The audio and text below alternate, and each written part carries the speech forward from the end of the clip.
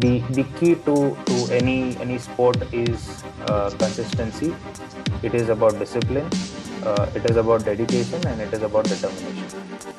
How would you define your success as a cricketer and as an entrepreneur? What inspired you to become a cricketer, and who was your cricketing idol?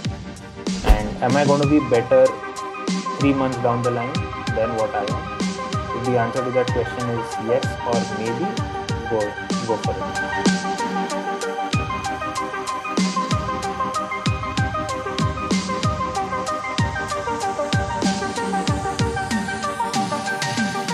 Very good evening to everyone present here. We have gathered here today to be part of a very enlightening and informative talk session, that is e-talk, which is organized annually by IIC TMSL. IIC TMSL, or Institutions Innovation Council, is the official e-cell of Technomin Salt Lake, backed and supported by MHRD of India, which was brought into its existence with the motive of imparting knowledge on innovation, technology, entrepreneurship, and startups to the young innovative minds of our college through various seminars, workshops, fest, and also startup mentorship programs, where our young minds come with their idea and we help them scale their idea to a valuable asset of theirs, from where they can take it on further with the assistance of various mentors that have come and helped our students. We believe in creating an ecosystem where the students can be nurtured in a fun and most enjoyable atmosphere. We would like to extend a special welcome to our honorable guest speaker, Mr. Aditya Dole, currently the Senior Manager at Axionconnect Infosolutions with over 5 years of corporate experience. He holds the junior domestic record for being the first Indian player to have taken all 10 wickets in a single innings. He is also played for Maharashtra Ranji team and Rajasthan Royal in the IPL. Thank you for joining us, Steve. My pleasure. With your permission, sir, we would like to start asking a few questions. Go on. Yes, sir. So, sir, since you are a cricketer and we all of us are a big cricket fan, we would like to ask you what inspired you to become a cricketer and who was your cricketing idol? So my cricket journey started about in the year 2001. That's about the time that I played for my first under 14 game for the state of Maharashtra. Growing up, look, my vivid memory of cricket first time when I started, obviously was a 96 and the 99 World Cup. 96 was a very faint memory, though 99 I do have vivid memories of watching the team play, and which was held in England. So I feel that was where the actual cricket journey for me began. Obviously, from the place that I came in, every single street on the road, you would see players playing cricket using whatever they could find. And obviously, someone like me, born in 87, that era, you would really be surprised if anyone said their inspiration at that time was anyone other than Tendulkar. People like me never believed that MRF was into tires. We always thought that they were the bat manufacturers, and that's primarily everyone in our age group, right? So I would obviously say, growing up, obviously the inspiration was Sachin Tendulkar, just the way that he played the game, his overall presence, the way he carried himself.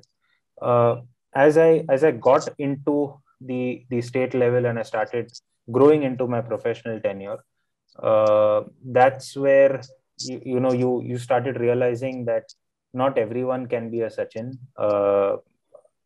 and it's very difficult to become a Sachin. I always had that intention that I wanted to bat, but as it turns out, my coaches saw that I was a better bowler than a batsman. And when I started slowly going on to the bowling curve, that's where likes of Magra, Brett Lee were good influencers, and then obviously it was greatly for me, who from a fast bowling angle was my inspiration, and I was happy to have played against him in a um, in a game that they had come here for the Champions Trophy in, I believe, in 25 or 26. They played a game against Maharashtra, so I was fortunate enough to play that game.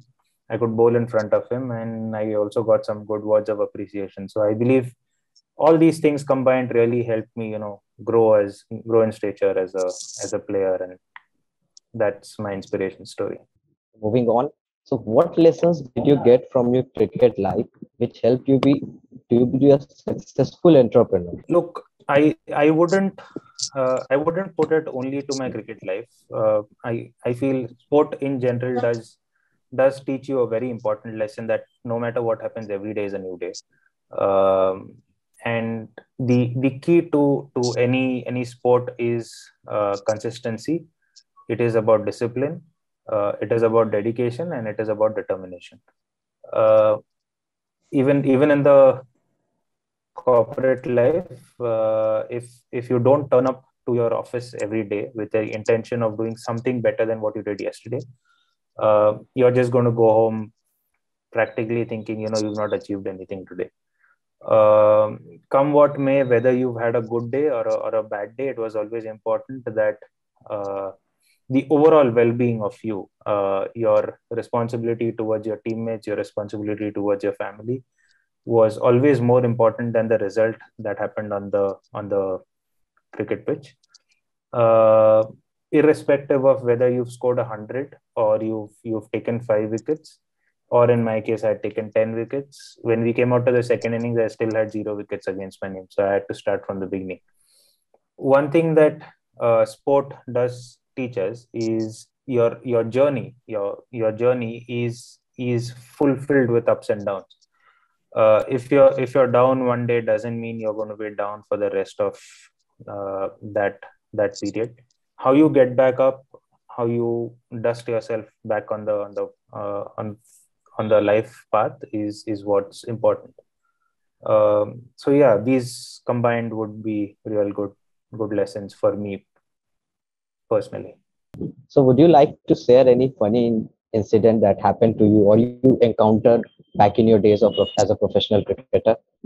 Well, my first day at the Rajasthan Royals camp, I remember we were at Jaipur, and we were to go for a training session.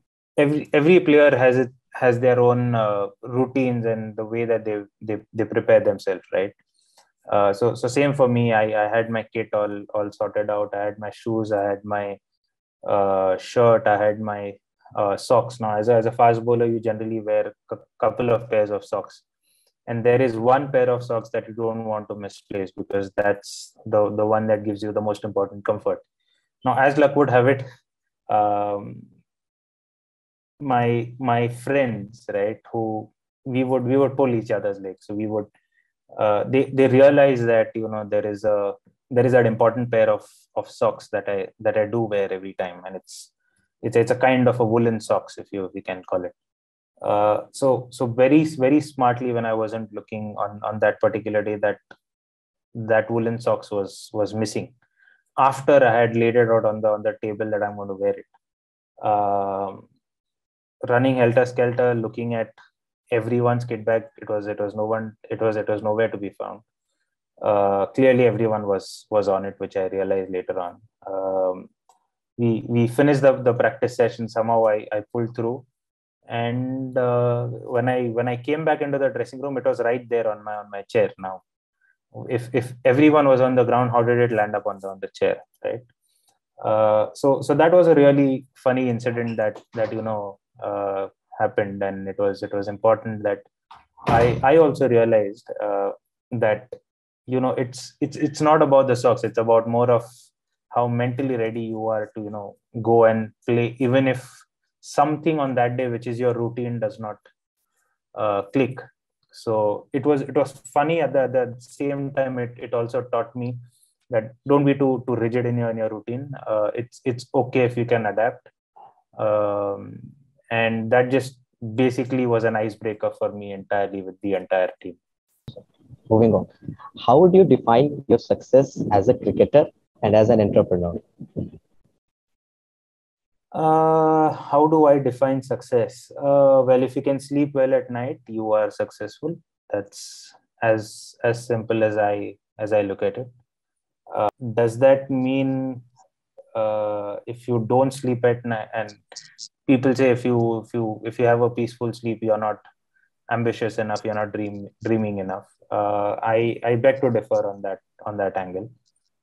Look, it's a very general statement when I say if you're sleeping well at night. What I really mean is if you are better than what you did yesterday, that's success for you. If you come on to the ground, or you come to office and you have accomplished what was to be accomplished on that particular day, that's success. If you have a plan for a goal, and if you achieve that goal, that's success for me. So I wouldn't put it down to 1, 2, and 3. That's success for you. So the way that I look at it, being successful is important, but taking that success, rubbing it off to other players in the same team, or your colleagues in office, and helping them grow out of their comfort zone and helping the overall organization achieve a higher goal, that for me is success. So before going into further like professional questions, I would like to ask, since while mentioning about your ideal, you have given us a few glimpses of your journey, but like we want to hear more about your story from a teenager to where you are now today. Like, how was the journey for you? Well, the journey has been great. So, like I said, I was born in '87 in a place called Pimpri. I'm not sure if you guys have heard it, but it's about 15-20 kilometers away from Pune. So I was born there at the age of about 9-10 is when we decided to move to Pune so that I could pursue my cricket career. And ever since that, it has been a good journey. Like for me, like I can remember those days very, very clearly, because here I was going to school, coming back home at around 4 o'clock, getting on my cycling to play cricket, coming back home, practically dozing off while doing my homework, but again wake up the next day, follow the same routine again. So yeah, it was more of a passion for me that got transformed into a profession, which is what not many in this world can say that that's what happened with them. For some, it just remains a hobby, and I was fortunate enough to not go down that path. So that's where I started playing for the under 14s, the under 16s, the under 19s, the under 22s, and slow and steady into the Ranji Trophy. And 2007 was when I took those 10 wickets incidentally against Rajasthan. And yeah, the talent scouts were fortunate enough, or rather I was fortunate enough to have been seen by the talent scouts, and that's how I got an IPL contract. And I stopped playing in about 2014, did my MBA, and then joined Professional Management Group, which is the first sports management company in India, which is co-owned by Mr. Gavaskar himself. And quite recently, me and my other 4 friends have started a consulting startup by the name of IdeaQBate, which is an incubation hub for fresh ideas, for budding for budding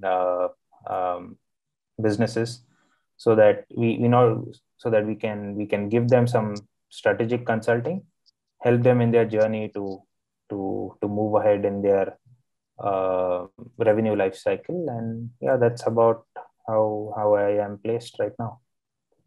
Thank you, sir. So the next question is that you spoke about sport analytics, sir. Can you give us a little bit more brief into that? What is sport analytics and why is this term coming up very often nowadays? And it's one of the trending terms nowadays in this area of sports, sir.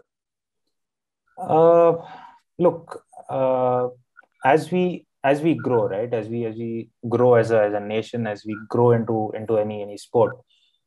If you just compare your IPL of 2008 when it first began to the IPL of 2022, right? You would see that a lot of things have changed. As just like you have done, right? Before you called me, you had a complete biodata. You had entire knowledge of what I had done in my life and in my career, and you have framed questions according to that. Now take that to sport, right? How are you going to go into, say, what are the weaknesses or what are the strengths of a particular bowler or a particular batsman? How are you going to negate that strength? The world has been taught that top of off stump is good length, but the batsman has also been taught to play the ball on top of off stump, right? If the batsman does not take a risk or the bowler does not try and do something different, you're just going to be a boring game of cricket. You're just going to go on hitting top of length, and the batsman is just going to go on defending or just leaving the ball. That having said, it is still the most important length today in world cricket. But how do I negate something that the batsman is already ready for me to execute in my skill? And that's where analytics comes in.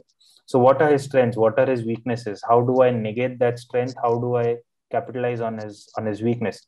Same goes for something like viewership, right? Everyone's doing like the business model in the domain of say airing a particular cricket match is the same. But how do I get more out of it? How do I target the right audience? How do I go to the right consumer? How do I go to the right demographic? You need some sort of data, and that's where analytics comes in, right? How do you break down a problem to the T wherein you address each and every nuance of it?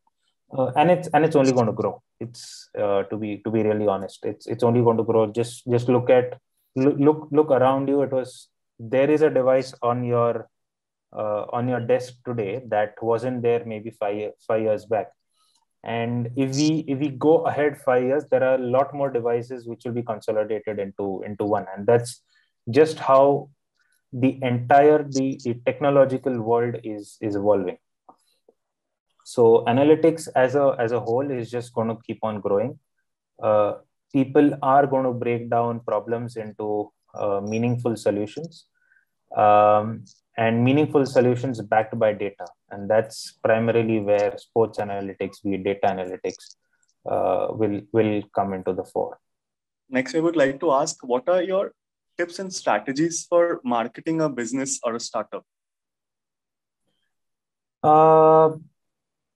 Primarily, it would begin with first understanding what is the unique selling proposition. That's how I would break down the problem of marketing. Once I have that in mind, I would then have a look at who am I targeting it to.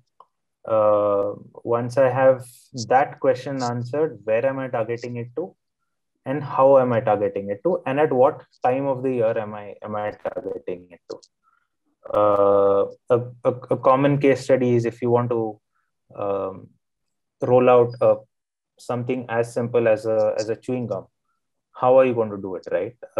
Marketing would ideally begin by what is the unique selling proposition, who is the target audience that this product is going to cater to, which market in that for that target audience am I targeting, when am I targeting it, and by what means am I targeting? Am I going to have a flyer that I give it to that person? Is it going to be a text message that I send for the bulk?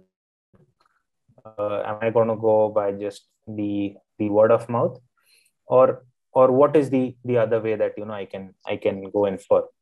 So it's very hard to pin down on one particular thing out of these that I would say that's how you market. End of the day, be it a celebrity, be it a business,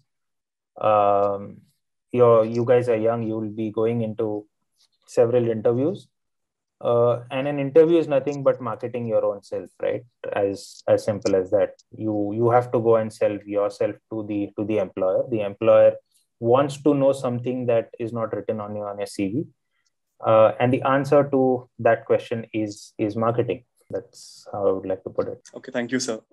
I hope our audience can draw as much as they want to from that answer. And moving on to the next question, what is your advice for the viewers, like especially the youth, who are trying to become a successful entrepreneur in the field of sports? Most importantly, understand what you are getting into. Field of sport is a vast opportunity marketplace at this point of time. 2008, like I said, we started off with cricket. Now there is a Premier League even for volleyball, right? And which is absolutely brilliant. If you really put your head together, India as a country started doing really well in cricket ever since the 2003 World Cup, right? 2003-2007 World Cup. That incidentally 2007 World Cup, where India didn't do that well and then went to South Africa, won the 2007 the inaugural T20 World Cup. Then IPL happened, and the overall level of players, right? The overall experience that they got just increased, and that's the same thing that has happened with football quite recently, with badminton as well, right? From having debates on national television as to why India as a country does not get a single Olympic gold medal, we are into debates right now as to why India is not winning enough golds, and why is it only silver and bronze that is coming in. So sport has grown leaps and bounds. So are the opportunities. Now it could be as simple as managing these sports person who are getting these opportunities. So I would really say, understand what you are getting into. What aspect of sport are you getting into? Are you getting into the managerial side of sport when it comes to just administrator, just understanding how a tournament works? Or are you going into the side where, when I say administrative, into the operational side of sport? Or are you going into the managerial style of sport where you are going to manage your sports celebrity, right? So I would say first understand what aspect of sport are you getting into.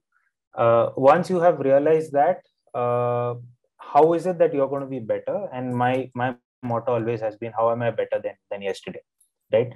For someone like me who graduated in the field of commerce, played cricket for 12 years of my career, gave it up overnight, for a person who couldn't even sit on a particular chair for more than 10 minutes because I was always on the field, to having a desk job in the field of sport was tough, because I then had to put myself into the shoes of a manager to manage someone like me, because I had managers managing me when I was playing, to now being a manager and managing another player like me, right? Was a very big transition. And from that transition to now go into data analytics was unheard of. Like, had you told me about 6 years back that's what you're going to do, I would have said you need to set your alarms correctly because you're still dreaming.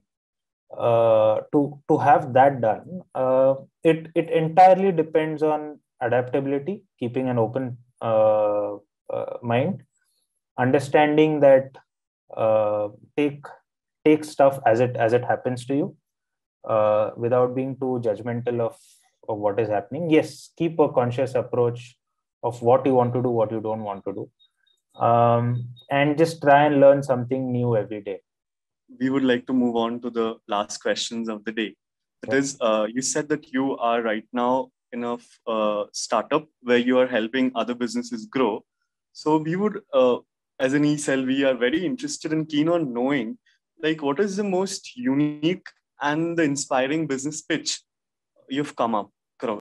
Well, I won't give out the name, but there was this particular idea, as I would like to call it, which was an edutech platform, right? And that particular person had developed that entire platform just as a fallout of COVID, because his parents were teachers, and when classes started becoming online, those parents had to first learn how to operate a computer and then teach the students, right? So he had devised a platform wherein it was easier for the common man who has no idea of how a computer would work, of how the nuances of a Zoom or a Teams meeting or a Google Meet would work, to completely having it voice enabled, to having a chalkboard that they could gesture and draw on, to designing a curriculum that would keep the players engaged. Like I keep saying players, but the students engaged. That for me was the real epitome of how India in terms of its youth and their ideas is quite mature on, because and those are really exciting times, because this was something that there was a unique problem and he just came out with a brilliant solution for it. So for me, yes, that was one very inspiring business pitch that had come to us. Thank you so much, sir. Thank you for answering all our questions. And with this, we come to the end of the question answer session. And it has been a really honor to be part of this, so that you are a part of this event. And on behalf of Team IIC TMSL, I would like to express my heartfelt gratitude towards you. And lastly, a sincere thanks to all the participants and all the listeners who are present out here to make this eTalk a grand success. Thank you so much.